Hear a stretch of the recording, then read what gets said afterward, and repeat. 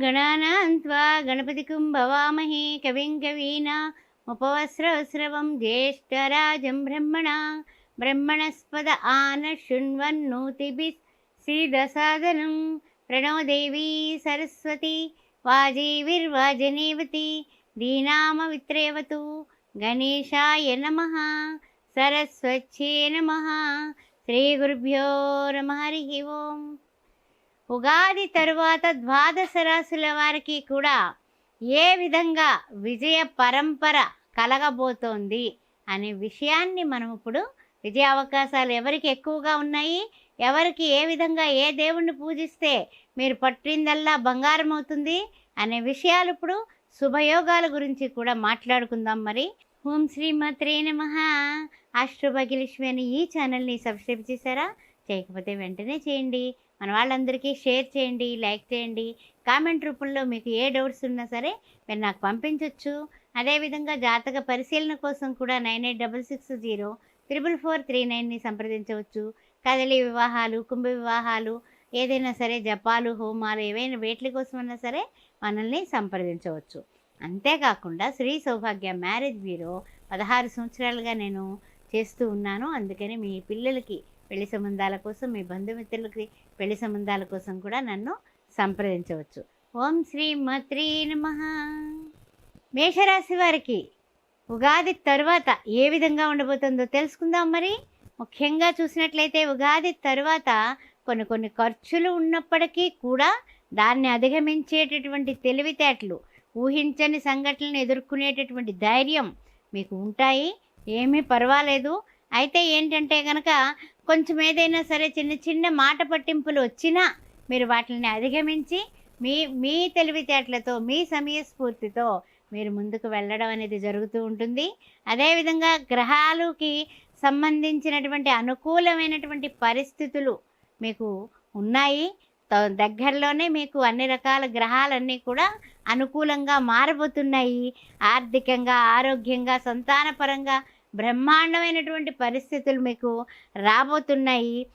కొన్ని విషయాల్లో మాత్రం ముఖ్యంగా ఆడవాళ్లతో స్నేహాలు చేయడం కానీ, ఆడవాళ్లతో కానీ మాట్లాడేటప్పుడు కానీ కాస్తంత జాగ్రత్తగా ఉండండి. అప్పుడంతా కూడా రికార్డింగ్లు వచ్చేసాయి. అందువలన మళ్ళీ ఇరుక్కుపోయే ప్రమాదం ఉంటుంది. కాబట్టి కాస్త ఆడవాళ్లతో జాగ్రత్తగా ఉండండి.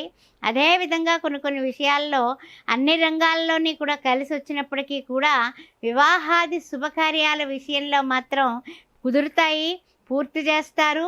ఆ తర్వాత ఆదాయ అభివృద్ధి కూడా బ్రహ్మాండంగా ఉంటుందని చెప్పుకోవచ్చు.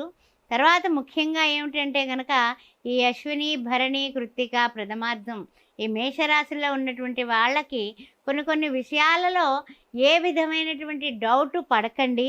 అన్ని విధాలా కూడా మంచి కార్య సాధన కోసం మీ కృషి మీరు చేయండి.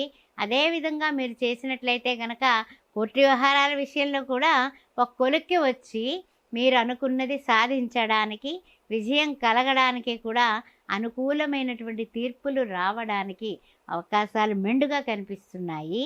అయితే ఒక విధంగా చెప్పాలంటే మీకు మరింత గురుబలం అనుకూలంగా మారుతోంది.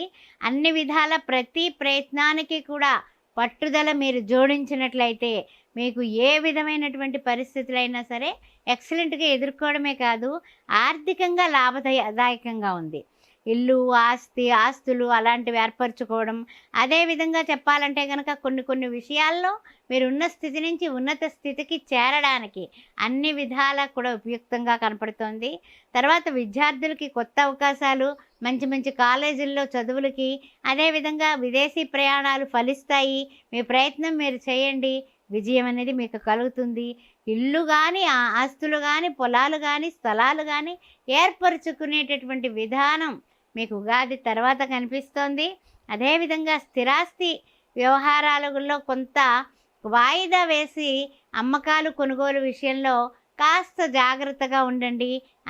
మన పరిస్థితుల గురించి తెలిసిన వాళ్ళకి కన్నా తెలియని వాళ్ళని మనం నమ్మొచ్చు. కారణం ఏమిటంటే కనుక తెలిసిన వాళ్ళు తక్కువ ధరలకు అడుగుతారు. ఏదైనా మార్పులు చేర్పులు చేయాలంటే ఉగాది తరువాత మీరు కొన్ని విషయాల్లో కాస్త ఆచితూచి ఉండడం, తర్వాత ఏంటంటే కనుక అన్ని పనులు కూడా సునాయాసంగా చేసేటటువంటి విధానం కనపడుతుంది.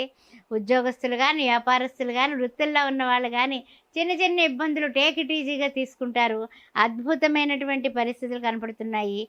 తర్వాత ఏంటంటే స్థానచలనం కూడా కనిపిస్తోంది.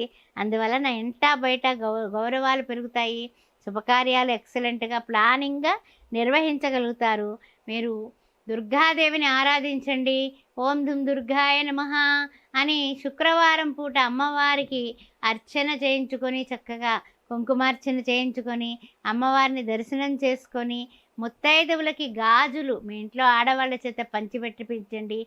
శుక్రవారం పూట 6గురికి అన్నదానం వీలైనప్పుడల్లా చేస్తూ ఉండండి. తప్పనిసరిగా మీకు అన్ని విధాలా కూడా ఎక్సలెంట్గా ఉంటుంది.